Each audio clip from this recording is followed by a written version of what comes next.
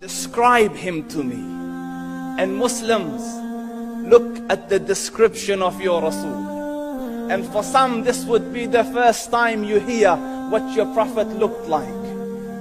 I saw a man of striking appearance. ظاهر الوضاء أبلج الوجه, radiant face, حسن الخلق, beautifully created. لم تعبه الثجلة, his belly wasn't protruding. ولم تزر به السعلة, nor was his head disproportionate and small. وسيم قسيم, proportionate and delicate, finely made, a specimen of a creation. في عينيه دعج, in his eyes there was a contrast.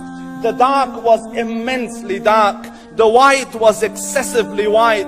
وفي أشفاره وطف, and his eyelashes were long.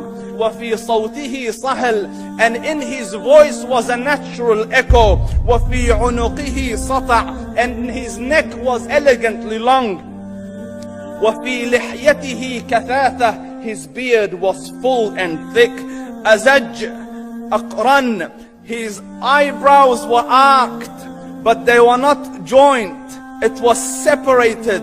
In Samat فعليه الوقار, when he was silent, dignity covered him. وإن تكلم سماه وعلاه البهاء, and when he spoke, it was audible and clear, almost commanding and overtaking. أجمل الناس وأبهاهم من بعيد, from afar the most striking and outstanding in appearance. وأحسنهم وأجملهم من قريب, and when he came near, the best of them and the most handsome of them in closeness. حلو المنطق, such an exalted and sweet level of logic. Like when he used to speak, it was so coherently logical, it was smooth and easy to understand. فصل لا نزر ولا هذر, he was to the point, not excessive, nor too short.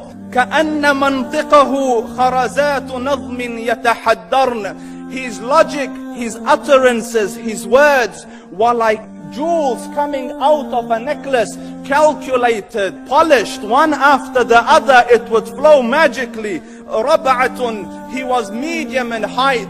Your eye didn't have to strain to look up at him, nor was it tedious to look down at him. He was a comfortable sight to look at. له رفقاء يحفون به, he had friends, the people that were with him, they were working around him to try to serve and protect him. إن قال سمعوا لقوله, when he used to say something, they used to hearken to what he used to say. وإن أمر تبادروا إلى أمره, when he commanded, they used to compete to fulfill the command. This is Muhammad Rasulullah. This is Muhammad Rasulullah. Anas ibn Malik says, he says, I came out one night, it was the full moon night.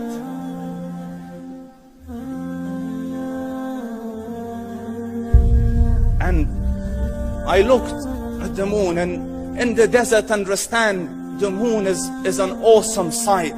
It is smooth, it is radiant, it is clear, it is gentle compared to the scorching sun at which they are used to.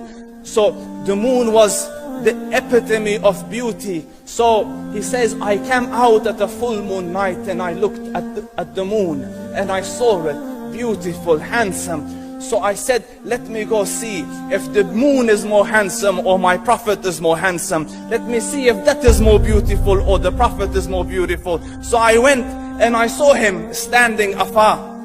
So I looked at his face and I looked at the moon, and I looked at his face and I looked at the moon, and I looked at his face and I looked at the moon, and he said, Wallahi, he was more handsome than the moon in its entirety.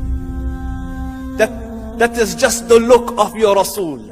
Aisha radiyallahu anha says, I was sewing with the needle. My needle dropped in the dark. I couldn't find it. I said, Ya Rasul, I can't find it. He moved his face close, and I swear, out of the radiance of his face, I found my needle.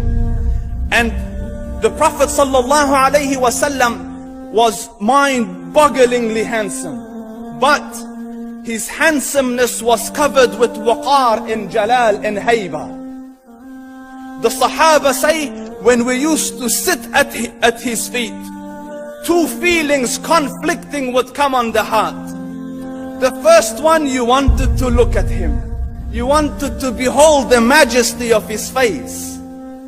And when you wanted to look up, shyness used to overtake you, so you used to look down. Amr ibn al-As says, I sat with him many times, but if you ask me to describe his face, I can't describe it. I wouldn't be able to look up to him ijlalan wa ta'zeeman. I couldn't look up at him. And that is why he didn't have the problems that Yusuf alayhi salam had. Because it was difficult to penetrate the awe and the splendor of the Rasul.